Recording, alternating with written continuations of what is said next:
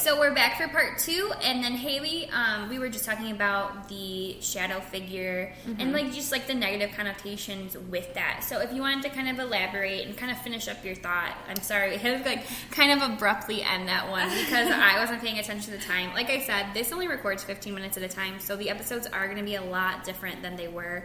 Hopefully this is temporary, fingers crossed, but like, you know, we're getting stuff out. That's what matters.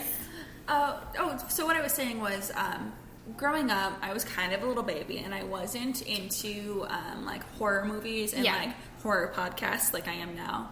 Now I listen to a lot of that stuff. I've taken a lot of like darker media. Oh, absolutely. Just kind of like, I was also scared of everything as like a kid. Like I liked horror movies and stuff, but like I was scared of everything.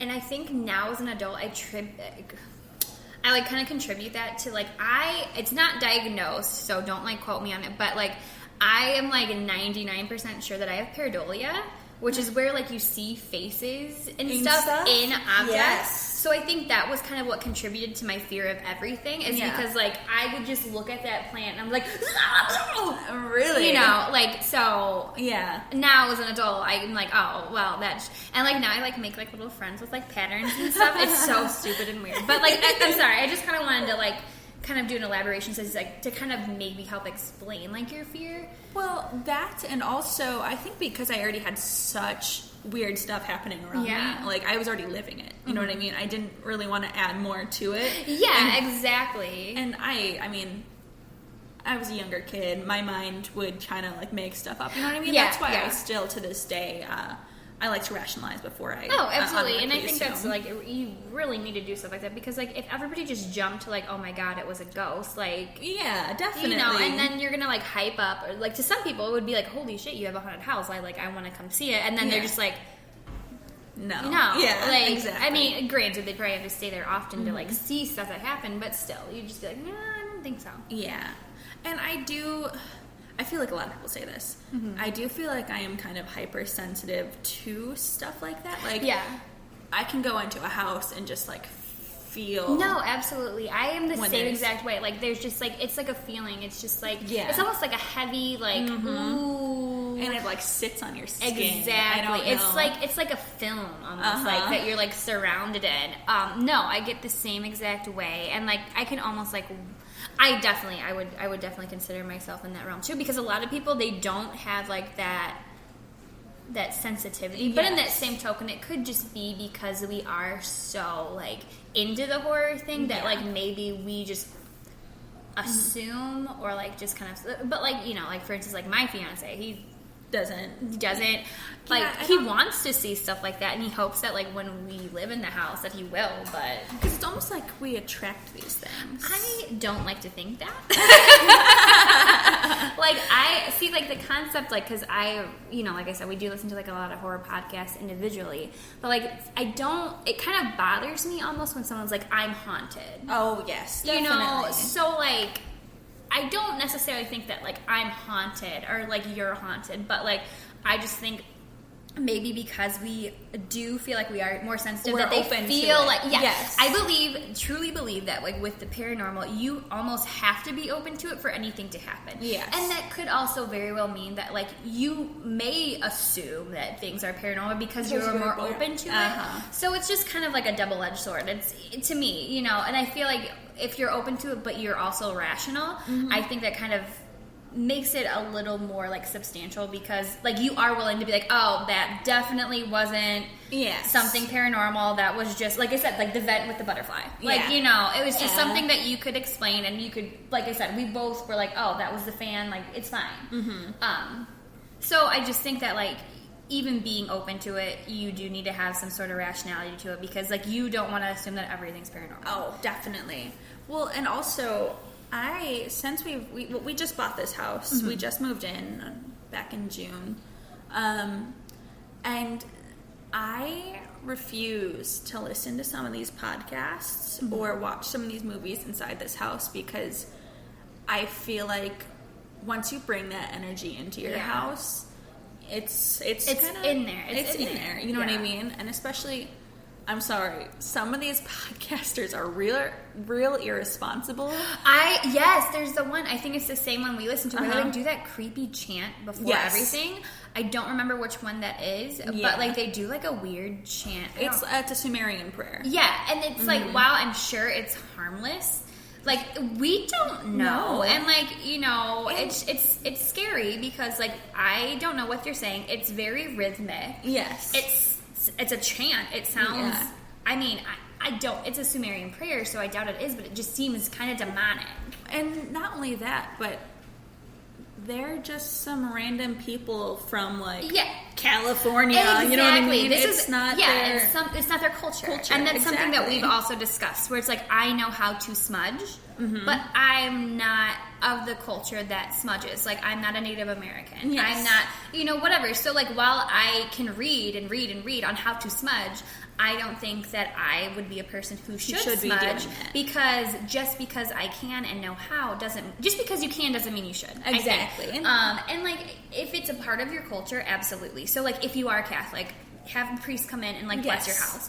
Like, you know, like I definitely believe in that sort of thing. Or like, even if you are like a spiritual person, maybe it wouldn't be a bad idea for you to have like a shaman or like somebody from a Native American tribe come in and like cleanse your house with the smudging, because I feel like smudging works really well, but you just need somebody who knows how to do it. Exactly. And like, honestly though, like, even if you don't smudge, I found even just having a sage stick, not burning it, but I feel like that kind of like, it almost made me feel safer. Yes. In a way, which is weird. Well, yeah, because I had Palo Santos for a little bit that I would just kind of have burn as like an incense. Yes. And I think like the smoke and the fire is kind of like a cleansing thing in itself, so I think that helps. But I don't think, like, if you use it like ritualistically is when it becomes a problem. Yeah, and like, I am prone to like nightmares. Yeah. And in the last like year of my life, I've been experiencing like sleep paralysis a lot more often. Oh, okay. And so actually my aunt got me,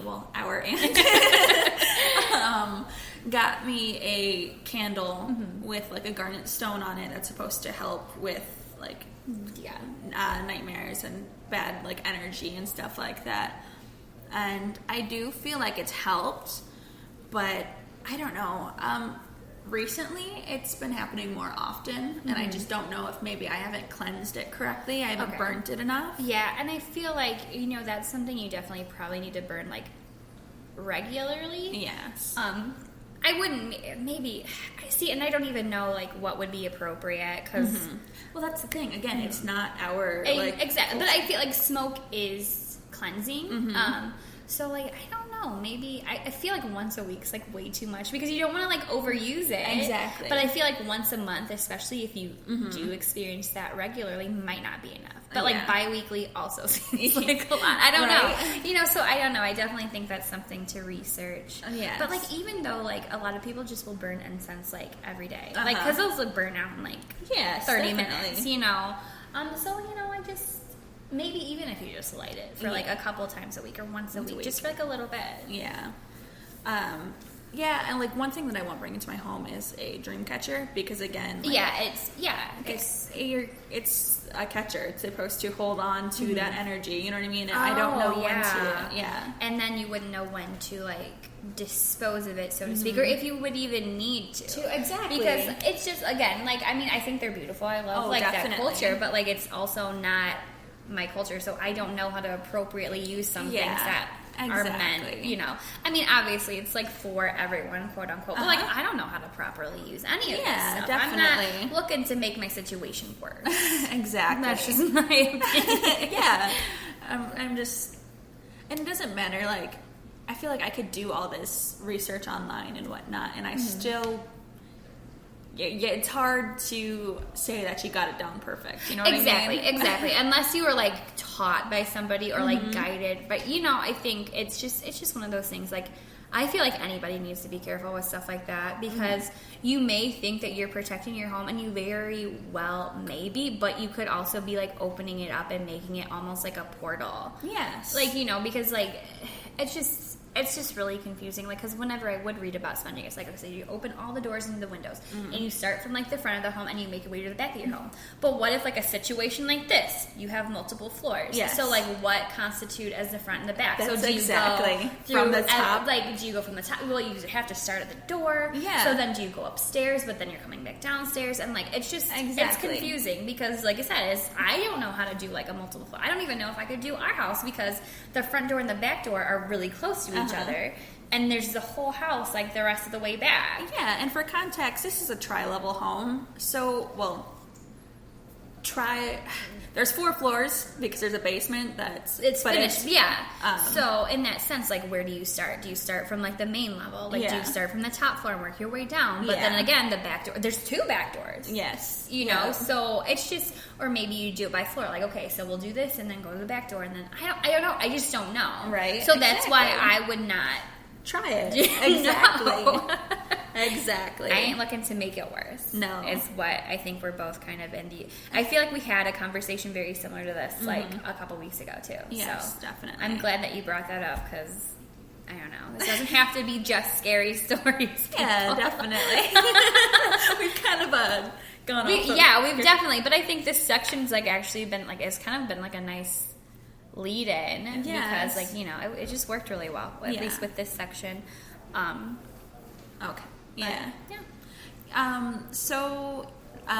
My grandmother, the shadow person, my grandmother was not a shadow person. I was going to say, so do you think your grandma was a shadow person? No, and that's the thing is, part of me thinks it was my grandmother saying, you know, goodbye, but at the same time, it was like, I don't know. Like, it definitely didn't look like it wasn't my grandmother's stature. See, the way that I see it was, like, if a loved one's coming to say goodbye to you, I don't think they're going to come as something that's seen as fearful. Yes, exactly. If I, you know, die, which, I mean, I will one day, I'm not looking to do this anytime soon, and if I wanted to, say goodbye to, my fiance or, my family members, I would, be, myself and be like, hey, I gotta go. I'm going. Or, you know, maybe, a dream visitation where it wasn't so intense. Yes, exactly. I would not be like, ooh. Yeah. Although I will haunt the shit out of Stevie if he ever gets another girlfriend. Hell yeah. So no, my grandmother's not a shadow person. So at that point, after she had passed, I want to say it was the next year or so, we had moved out of that house and my grandparents had moved back in. Mm-hmm. And basically, as soon as they moved in, they did a lot of renovations in that house. Oh, yeah. Knocking down walls, putting up new ones. You know, my grandpa built on a whole, extra room. Oh, yeah. To the house. And right after that, the whole feeling of the house had changed. Mm-hmm. It was not dark feeling anymore. Okay. It didn't, and it stayed like that for, a few years? I mean... there was a few years between them moving in and my other grandmother passing. Yes. But so I wasn't afraid to be in rooms alone anymore. Mm-hmm. I wasn't, afraid of being locked into rooms anymore. Yeah. Because I don't know, the whole vibe had changed, and I actually don't know if there's anything to that. I haven't done my research. Yeah. But I feel like maybe okay, so when they were renovating, I mean, I watched it kind of happen, but was there ever a point when there was just a wall gone, an entry that would have exposed the outdoor, and maybe there was a tarp or something up for an in between until they got through, or it could have been because that's the hot tub room was actually it was an addition. That's why I was well, maybe at one point, I don't know, I've never built a house and before. That was connected to the room with the doll. Oh, okay. Yes. It looks so different now. It's kind of hard to place everything where it was before. So maybe if that was the case, maybe whatever was in there could like be freed because it was I don't know. But we're gonna wrap this one up, and we will start kind of where we left off. It just felt like a good stopping point, especially because we have 30 seconds left. All right, well, join us for our third part. Oh, this wow. one might be long. Well, like I said, it's 15 minutes apiece, so it's gonna be a while. So join us for part 3 here soon.